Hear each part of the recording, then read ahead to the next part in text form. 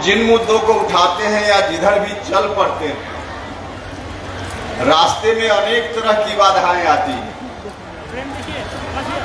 और हम जानते हैं कि जिस रास्ते पर हम चल रहे हैं उसमें बाधा तो आएगी ही। जितनी बाधा आती है उतना ही मुझको मजा आता है। अब परिसीमन का मुद्दा उठा रहे हैं। दक्षिण के कुछ नेताओं के द्वारा पहले से बाधा खड़ी की जा रही कि परिसीमन नहीं होना चाहिए। हम लोग कह रहे हैं कि परिसीमन होना चाहिए, तो वहां से बाधा का आना स्वाभाविक है, लेकिन कुछ बाधा डायरेक्ट है और कुछ बाधा इनडायरेक्ट है। अब जब से हमने इस विषय को उठाना शुरू किया है और इस विषय पर अपार समर्थन शाहबाद के इलाके में भी मिला और यहाँ भी अपार समर्थन दिख रहा है, तब से कुछ इनडायरेक्ट बाधा भी खड़ा करने की कोशिश हो रही है। आपसे आग्रह करेंगे कि आप डायरेक्ट बाधा और इनडायरेक्ट बाधा दोनों को समझिएगा।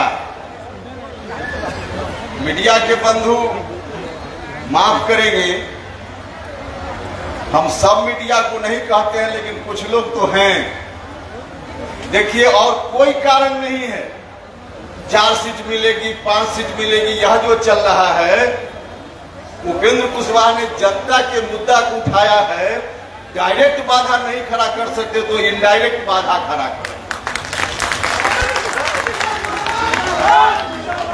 इन लोगों को कुछ पता नहीं होता, कुछ पता नहीं होता, बस आपके ध्यान को भटकाने के लिए ऐसी कोशिश की जाती है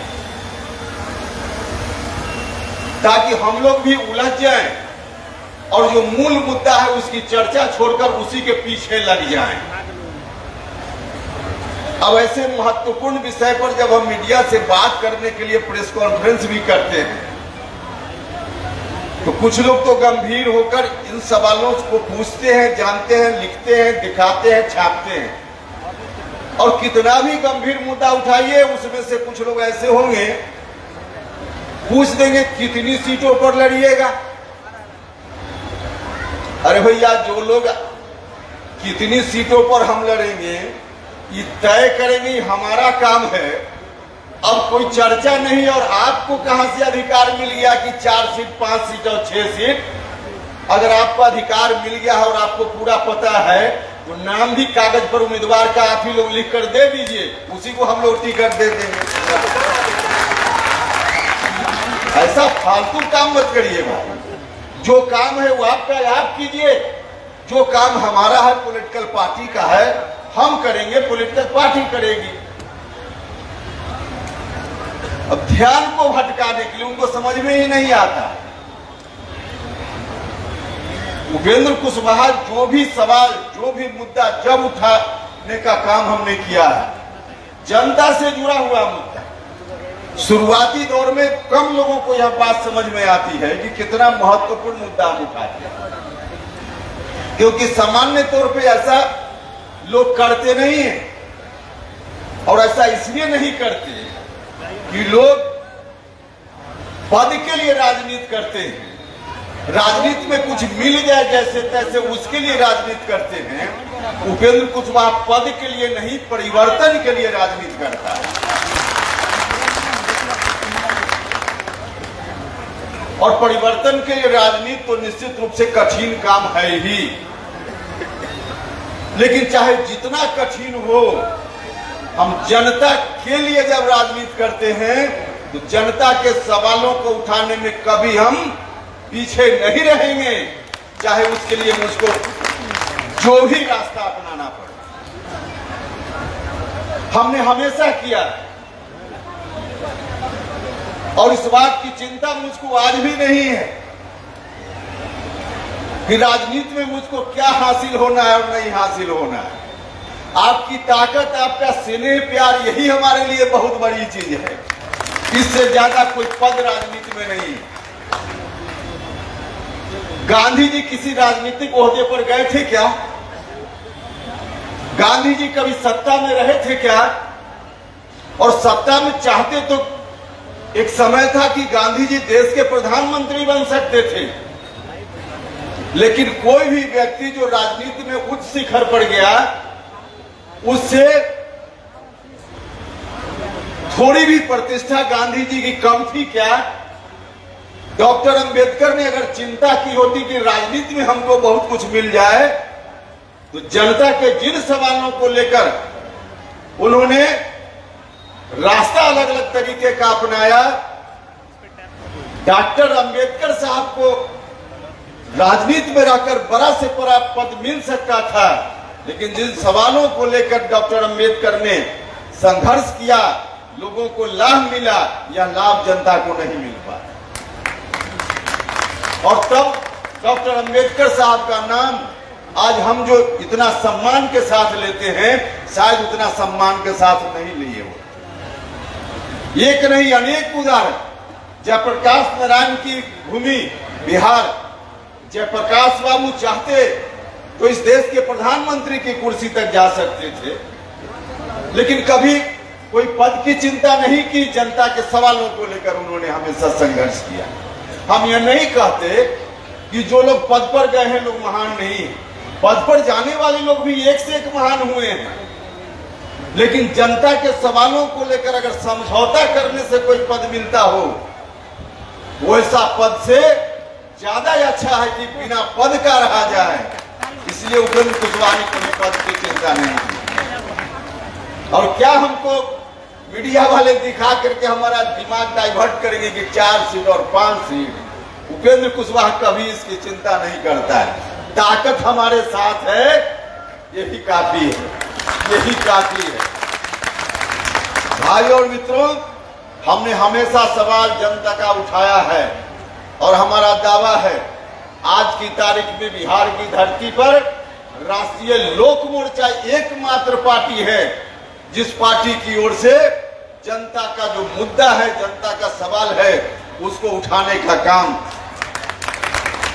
हम सब लोगों ने संकल्प के साथ किया है। और यह पहली बार नहीं हो रहा है।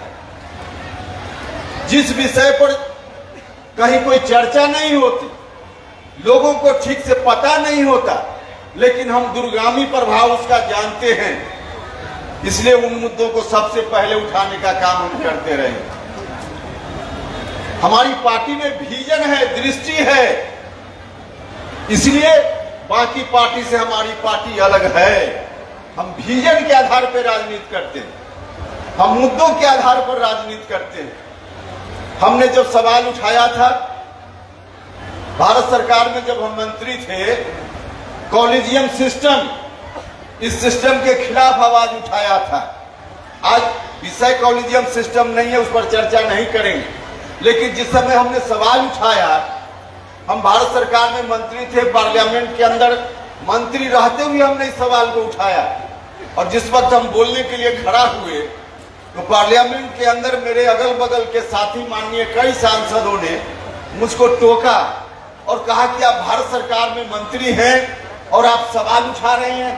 हमने वहां भी पार्लियामेंट के अंदर ऑन रिकॉर्ड यह बात है, हमने वहां कहा कि हमारे लिए, हम जिन मुद्दों को लेकर राजनीति करते हैं, उन मुद्दों के प्रति जो हमारा कमिटमेंट है, वह कमिटमेंट प्राथमिक है, उसके बाद बाकी हमारा पद और हम मंत्री का पद। और धीरे धीरे उस सवाल को हमने देश भर में फैलाने की कोशिश की, और आज परिणाम क्या है?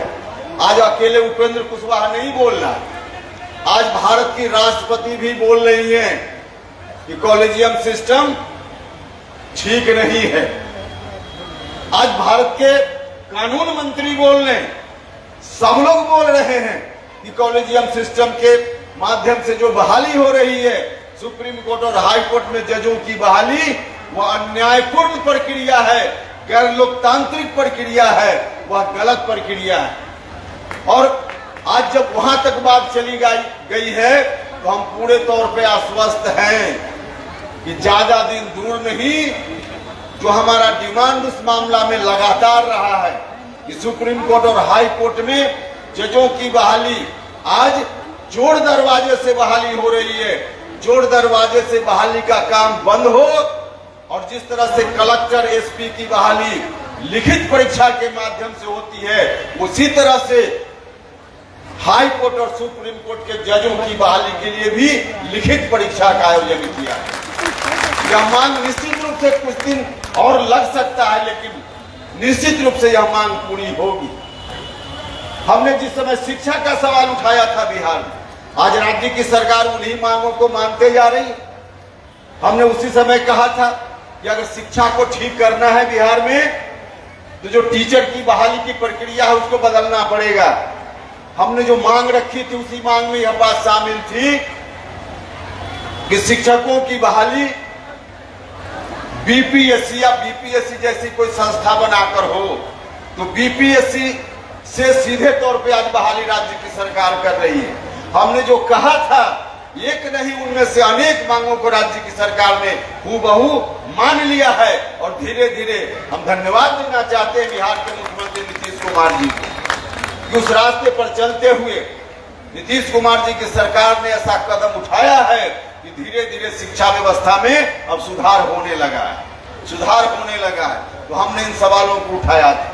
और जब हम शिक्षा की चर्चा करते हैं, छात्र नौजवानों की चर्चा करते हैं, अभी जो वाल्मीकि नगर में हमारा शिविर हुआ, उस शिविर में कई मुद्दे हमने पार्टी के एजेंडा में शामिल किया, जिसमें परिसीमन वाला भी है। लेकिन गौर कीजिएगा, उसमें और मुद्दों के अलावा एक मुद्दा जो छात्र नौजवानों से संबंधित है, उस मुद्दा को भी हमने लेने का काम किया है। हमने उसमें कहा है कि बिहार में शिक्षकों की बहाली निकलती है या और भी कुछ महकमों में बहाली निकलती है, दूसरे राज्य के नौजवान आकर के यहाँ नौकरी ले लेते हैं और बिहार का नौजवान बगल के राज्यों में वहाँ जो नियम कानून है उसके चलते वहाँ नौकरी नहीं ले पाता है। या बिहार के नौजवानों के साथ ठीक नहीं है। जो डोमिसाइल नीति पहले थी, एक दिन देखा हमने अखबार में कि विपक्ष के नेता ने भी कहा कि हमारी सरकार आएगी तो हम डोमिसाइल नीति लाएंगे। अरे भैया, डोमिसाइल नीति हटाने का काम कब हुआ? जिस समय तेजस्वी यादव बिहार की सरकार में उप मुख्यमंत्री थे, उसी समय हटाने का काम किया। तो सत्ता में जाने के बाद आपका मुंह नहीं खुलता है और चौराहे पर आते हैं तो मुंह खुल रहा है। क्यों नहीं उस समय रोकने का काम किया था? डोमिसाइल नीति उसी समय सिस्टम ऐसा बनाया गया कि बाहर का व्यक्ति भी आकर यहाँ नौकरी ले रहा है। यह ठीक नहीं है। हमने अपने एजेंडा में शामिल किया है। हम राज्य की सरकार से, माननीय मुख्यमंत्री जी से आग्रह करना चाहते हैं कि डोमिसाइल नीति बिहार में हो, ताकि दूसरे राज्य के लोग बिहार के नौजवानों का हक नहीं खा पाए, नहीं मार पाए, जो आज हो रहा है। तो इस सवाल, ऐसे सवालों को हम उठाते रहते हैं। हम आपसे ताकत चाहते हैं कि ताकत दीजिए, तो आगे भी सरकार बनेगी, एनडीए की मजबूत सरकार। अब तो चुनाव का समय आ रहा है, लेकिन सरकार अगली बनेगी, उसमें मजबूत भागीदारी हमारी पार्टी की होगी। और जो काम अभी नहीं हो पाएगा, हम लोग करने का काम करें। भाई और मित्रों, तो उन सवालों को हम उठाने का काम करते रहते हैं। और उसी तरह का एक विषय है परिसीमन का विषय। जरा गंभीर होकर सुनिएगा। आज की तारीख में इस विषय के बारे में पढ़े लिखे लोग नहीं जानते, पढ़े लिखे लोगों को नहीं मालूम। पार्लियामेंट के जो माननीय सदस्य लोग हैं, उनमें से अधिकांश लोगों को मालूम नहीं है। अभी जो पिछला सत्र सदन का चल रहा था, जो दक्षिण भारत के लोग हैं, वहां के जो माननीय सांसद हैं, परिसीमन के खिलाफ रोज शोरगुल करते थे। तो परिसीमन के खिलाफ, परिसीमन न हो, इसके लिए दक्षिण के राज्य के लोग आवाज उठा रहे हैं। लेकिन परिसीमन हो, इसके लिए आवाज उठाने का काम पहली बार अगर कोई पार्टी कर रही है, तो उस पार्टी का नाम राष्ट्रीय लोक मोर्चा है। और ऐसा इसलिए, यह बहुत जरूरी विषय है। परिसीमन हमारा संवैधानिक अधिकार है। जब संविधान बना, उसी समय संविधान में यह व्यवस्था की गई। उसमें कहा गया कि प्रत्येक 10 साल पर जनगणना होगी देश में, और उस जनगणना में जो आबादी होगी, उस आबादी के आधार पर लोकसभा क्षेत्रों की संख्या और विभिन्न राज्यों में विधानसभा क्षेत्रों की संख्या बढ़ेगी। यह कहा गया, संविधान में यह बात कही गई।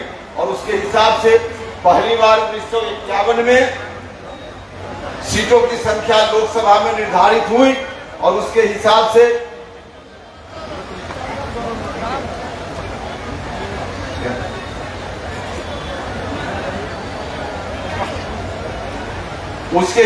से परिसीमन हुआ।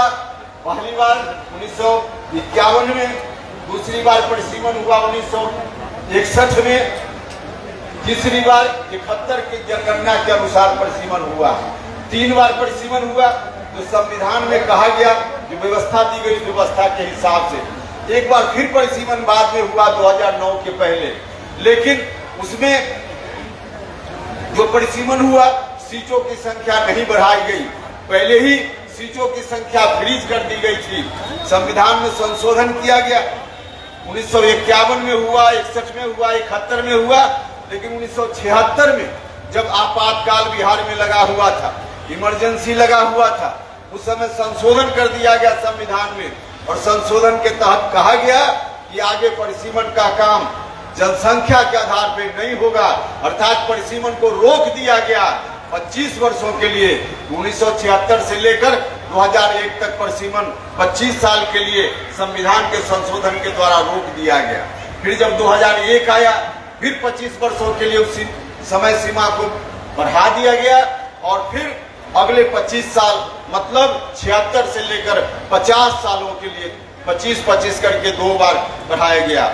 और अब जो 2026 अगला साल आने वाला है, अगला साल 2026 में समय सीमा जो संविधान ने बांधने का काम किया, वह समय सीमा पूरी होने वाली है। दक्षिण के लोग बोलने लगे हैं, फिर से सरकार पर दबाव देने लगे हैं कि परिसीमन का काम आगे भी न हो।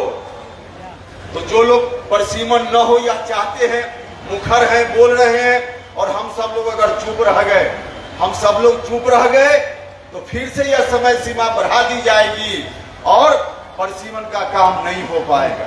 परिसीमन का काम नहीं होने से कितना नुकसान है बिहार का, बिहार और बिहार के अगल बगल के जो राज्य हैं उनका नुकसान ही नुकसान है। संविधान की व्यवस्था के हिसाब से अगर परिसीमन आज हो, तो आज जो 2011 की जनगणना है, जो हमारे देश की जनसंख्या है, उस जनसंख्या के अनुसार परिसीमन यदि हुआ, तो अभी जो 40 लोकसभा क्षेत्रों की संख्या बिहार में है, वह संख्या बढ़कर 60 हो जाएगी। कम से कम 40 से 60, 1.5 गुना लोकसभा क्षेत्रों की संख्या बढ़ जाएगी। नहीं परिसीमन होने से 40 की 40 संख्या रह जाएगी, तो 20 लोकसभा क्षेत्रों की संख्या परिसीमन होने के कारण जो हमारे यहाँ हो सकती है बढ़कर, वह नहीं हो पाएगा। और नहीं होने से कितना नुकसान है, सभी लोगों का नुकसान है, विशेष करके जो अनुसूचित जाति के लोग हैं। अगर सीटों की संख्या 40 की जगह 60 हो जाए, तो उनके लिए जो रिजर्व क्षेत्र है उसकी संख्या भी बढ़ जाएगी। जो महिलाएं हैं 33%, अब संविधान की व्यवस्था के अनुसार 33%, उनके लिए भी रिजर्वेशन की बात हो गई है। तो अगर 40 से 60 नहीं हुआ, तो उसके आधार पर महिलाओं के लिए भी जो सीटें निर्धारित होगी उसकी संख्या भी कम हो जाएगी, और यदि 60 बढ़कर हुआ तो उनकी महिलाओं की संख्या भी ज्यादा हो जाएगी। तो यह नुकसान पूरे बिहार का नुकसान हो रहा है। अनेक योजना भारत सरकार की चलती है, अनेक योजना राज्य की सरकार की चलती है, जो लोकसभा क्षेत्र के हिसाब से, विधानसभा क्षेत्र के हिसाब से योजना का निर्धारण किया जाता है। अगर परिसीमन का काम इसी तरह से रुका रहा, तो बिहार के साथ पिछले 50 साल से जो अन्याय हो रहा है, यह अन्याय आगे भी जारी रहेगा, जबकि हमारा संवैधानिक अधिकार है। हम इस अन्याय को नहीं होने देंगे, हम इस अन्याय के खिलाफ लड़ेंगे। हमने संकल्प लिया है, हमारी पार्टी ने संकल्प लेने का काम किया है।